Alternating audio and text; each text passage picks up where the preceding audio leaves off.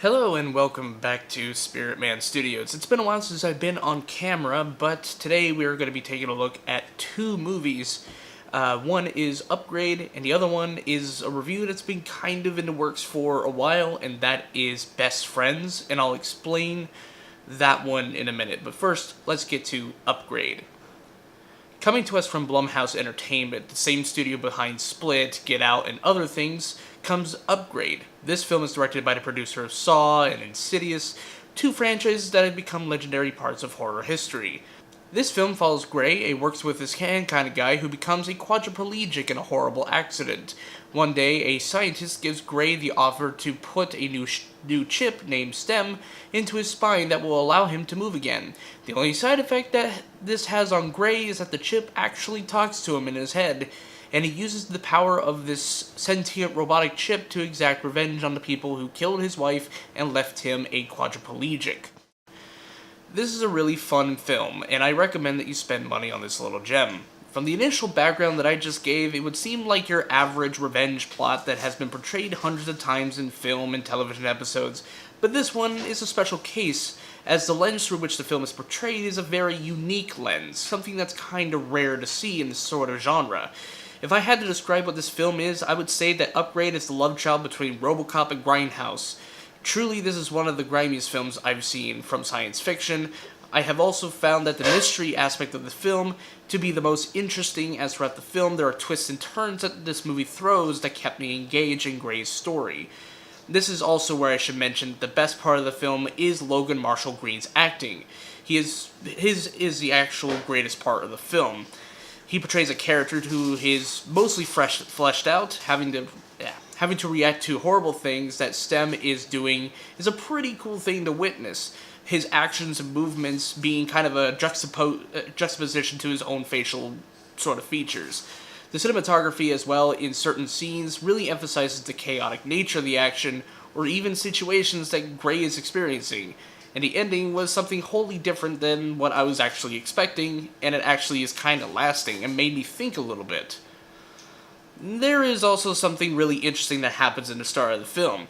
Usually in films, the start of the film would have like text bars that say things like 20th Century Fox Presents, or something to that effect, but the film instead goes with a more robotic voice saying these things rather than just having a text bar, which at first was off-putting, but I also found it refreshing. I know it's a very tiny detail, but hey, what do I know? As much praise as I give this film, though, I have one slight problem, and that is with the supporting cast. While they do act well in this film, the characters that they are given have no personality to them. There is a cop character in this film that I really don't know much about, other than that she and Gray have the same sort of mentality on working on cases. You know, they're both hands-on sort of people, rather than having to rely on robotic sort of systems to get what they want. It just felt like the other characters really didn't matter all that much to go with. Aside from that one complaint, Upgrade is easily one of my favorite films of the year. It ain't perfect, but it's like a well-oiled machine. The action and camera movements is fluid, the plot progresses very well, and it has a good central protagonist to follow. I'm going to give Upgrade a B+. And moving on to Best Friends. I know, I'm a bit late to the game on this one, but when the movie is split into two parts at separate ends of a season, I had to wait until the other one was released to have a full picture of what I was really grasping. Tommy Wiseau Productions produces this two-part film and was written by Greg Sestero. The film follows Jake, a homeless guy who winds up working for Harvey, an eccentric mortuary worker who has a secret industry behind closed doors. Both get into that line of work, and a lot of crazy shit happens, all culminating in a story about friendship, quote-unquote. Unfortunately, this is a Fathom Events release, so the hopes of seeing it on a regular day-to-day basis is kind of out of the question.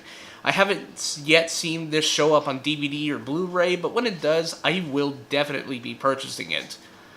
Like The Room, Best Friends is one of those films you have to see to believe at what kind of weird shit happens. There are lines of dialogue that are bound to become classic lines on the level of "You're tearing me apart, Lisa." The acting as well is hammy and mostly bad, and once again, Tommy is the standout performance of the film, for the weirdest of reasons, I should mention. However, we shouldn't really be comparing this film to The Room, as this film has its own blend of stupidity and hilarity.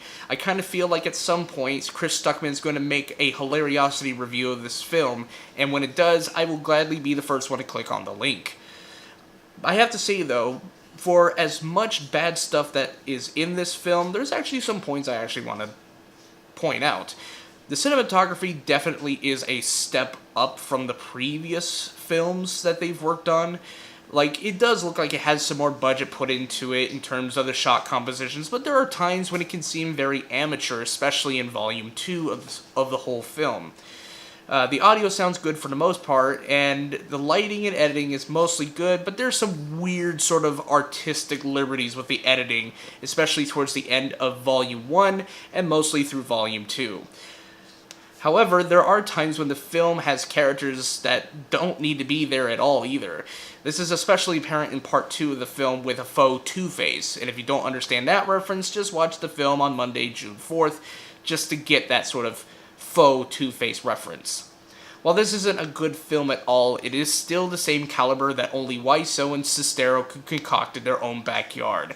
I can see the improvements that the two have done between The Room and this film in particular in terms of cinematography and sort of filmmaking, but in terms of storytelling, you might as well just leave your copy of Robert McKee's story at the door, because this film really doesn't have a 3-act structure.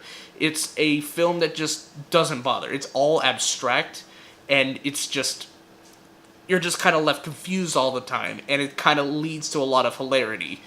So if you are a fan of The Room, this will be up your alley, the same sort of alley that I usually frequent with the likes of Cool Cat Saves the Kids and all the Neil Breen films. And I'm going to give Best Friends Volume 1 and 2 a C.